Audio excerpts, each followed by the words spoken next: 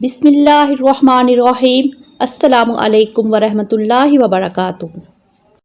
ناظرین، کیا آپ کو پتہ ہے کہ دنیا کے جو بڑے بڑے مالدار ہو گزرے ہیں، جن میں نمرود، فرعون اور قارون جیسے مالدار شامل ہیں، جن کے خزانوں کی چابیاں بھی اونٹوں پر لدی ہوتی تھیں، ان سے بھی زیادہ مالدار آج کون ہے؟ اور دنیا کی سب سے قیمتی دولت کیا ہے؟ تو اس ویڈیو کے ساتھ جڑے رہیں، کیونکہ اس میں ہمارے دین اور دنیا دونوں کی بھلائی ہے۔ تو welcome to Aroosa vlog with Islamic vision. اس دعا کے ساتھ کہ ہم سب اپنے اپنے گھروں میں شاد رہیں، آباد رہیں، کرتے ہیں آج کی اس ویڈیو کا آغاز۔ تو ناظرین، کیا آپ کو پتہ ہے کہ آج دنیا کی قیمتی ترین دولت کون سی ہے؟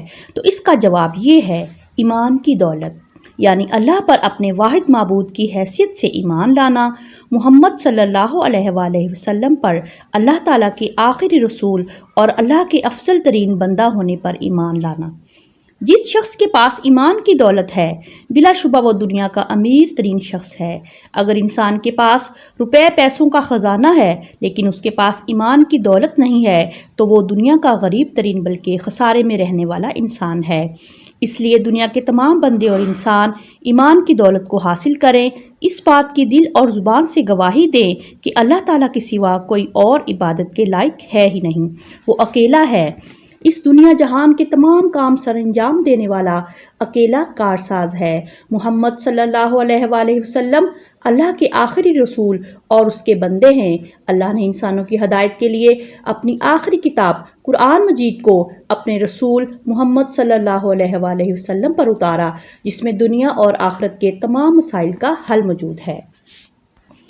اسی کتاب اللہ کے اعمال کی بنیاد پر انسان جنت یا دوزخ میں جائے گا، اور اسی کتاب پر عمل کر کے انسان فرشتوں جیسی صفات بھی حاصل کر سکتا ہے۔ قرآن پر ایمان کے ساتھ اللہ تعالیٰ کی تمام الہامی کتابوں پر ایمان، اللہ تعالیٰ کے تمام رسولوں اور نبیوں پر ایمان، تمام فرشتوں پر ایمان، اچھی یا بری تقدیر پر ایمان لانا بھی ضروری ہے، اور یہ عقیدہ بھی ایمان کا حصہ ہے کہ مرنے کے بعد دوبارہ زندہ ہونا ہے اور اپنے اچھے یا برے اعمال کا حساب قیامت کے دن ہر انسان کو دینا ہوگا۔ کلمہ طیبہ پڑھ کر ایک انسان اسلام میں داخل ہو جاتا ہے، اور پھر وہ اسلام کے ان ارکان کی پیروی کرتا ہے جن میں نماز، روزہ، زکوٰۃ اور حج شامل ہیں۔ نماز، ہر مسلمان مرد و عورت پر دن میں 5 نمازیں پڑھنا فرض ہے۔ یہ 5 نمازوں کی پابندی انسان کی ظاہری پاکی اور روح کی طہارت کے لیے انتہائی ضروری ہیں۔ روزہ، سال میں ایک بار رمضان کے مہینے میں 30 دن روزے رکھے جاتے ہیں۔ اپنے آرام کو چھوڑ کر رات کو اللہ کی عبادت کر کے اور سارا دن بھوکا رہ کر انسان کو اندازہ ہوتا ہے کہ اللہ تعالیٰ کی نعمتوں کی کیا قدر ہے۔ اس لیے انسان اپنے سے کم حیثیت لوگوں کی مدد کے بارے میں بھی سوچتا ہے، اس کے دل میں دوسروں کی محبت کا جذبہ پیدا ہوتا ہے۔ رمضان کے مہینے میں نیک اعمال کر کے انسان کے دل اور روح کو عجیب سا سکون ملتا ہے، اور اس طرح پھر سارا سال رمضان جیسے اچھے اعمال کرنے کا ذوق و شوق پیدا ہوتا ہے۔ زکوٰۃ اللہ تعالیٰ کا وہ فرض ہے جس کے ذریعے امیروں کے دل سے دولت کی محبت کم ہو جاتی ہے۔ امیر انسان اپنی دولت پر اللہ تعالیٰ کا بھی حق سمجھتا ہے، کیونکہ اپنے ایمان کی بدولت اسے علم ہوتا ہے کہ میرا سب مال و منصب، عیش و آرام اللہ تعالیٰ کی کرم نوازی کی وجہ سے ہے، اور اس طرح زکوٰۃ کے ذریعے وہ اپنی دولت سے دوسرے ضرورت مندوں کا بھی حصہ نکالتا ہے، جس سے اس کا مال نہ صرف پاک اور طیب ہو جاتا ہے بلکہ اس کے مال میں برکت اور حفاظت بھی ہو جاتی ہے۔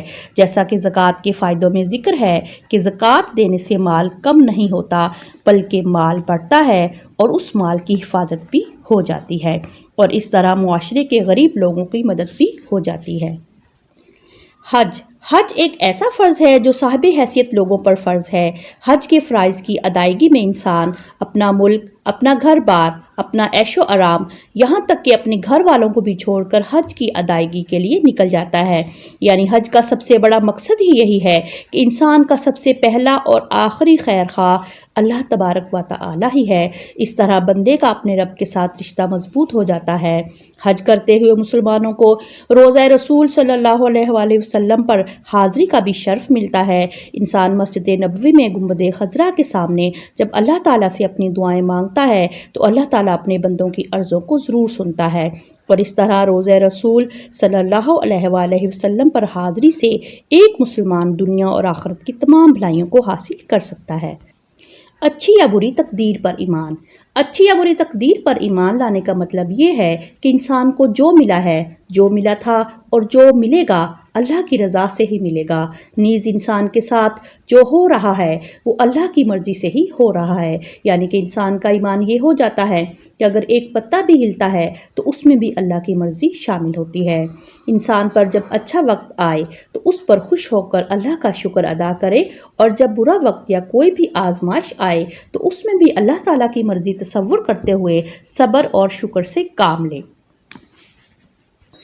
لیکن یہاں ایک اہم ترین نکتے والی بات ہے، وہ یہ ہے کہ اللہ تعالیٰ سے دعا مانگنے کو مومن کا ہتھیار کہا گیا ہے، یعنی اگر کوئی برا وقت یا آزمائش آئے تو اللہ تعالیٰ سے دعا کر کے اس برے وقت اور آزمائش کو جلد سے جلد دور کروایا جائے، کیونکہ دل سے، لگن سے اور آنسوں کے ساتھ مانگی ہوئی دعا کو اللہ تعالیٰ کبھی رد نہیں کرتا۔ اللہ تعالیٰ تمام مسلمانوں کو اپنے ایمان پر قائم رہنے والا بنائے، اپنے ایمان پر عمل کرنے والا بنائے، اور جو اللہ کے بندے ایمان کی دولت سے محروم ہیں ان کی جھولیاں ایمان کی دولت سے بھر دے، آمین۔ اور ایمان والے مسلمان تمام انسانیت کے لیے خیر اور بھلائی کے کاموں میں اپنی زندگی وقف کریں، اور ہر برائی سے بچتے ہوئے اپنے لیے، اپنے گھر والوں کے لیے، اپنے شہر اور ملک کے لیے، بلکہ تمام انسانیت کے لیے امن، سلامتی اور خیر کا ذریعہ بن جائیں، آمین۔ اور اس طرح ہر طرف سے ایک ہی صدا آئے، لا الہ الا اللہ محمد رسول اللہ صلی اللہ تعالی علیہ وآلہ وسلم۔ تو جی ناظرین، یہ تھی ہماری آج کی ویڈیو۔ اگر ہماری اس ویڈیو کو دیکھ کر آپ کے نالج میں خیر کا کچھ بھی اضافہ ہوا ہے تو پلیز ہماری اس ویڈیو کو لائک کریں، دوستوں کے ساتھ شیئر کریں، اور ہمارے چینل کو لازمی سبسکرائب کریں، اور ایک اچھے سے کمنٹس کے ساتھ ہماری حوصلہ افزائی کریں۔ تو ملتے ہیں کسی نیکسٹ معلوماتی ویڈیو کے ساتھ۔ اپنا اور اپنے ارد گرد رہنے والے لوگوں کا خیال رکھیں، اور ہمیں بھی اپنی دعاؤں میں یاد رکھیں۔ اللہ حافظ۔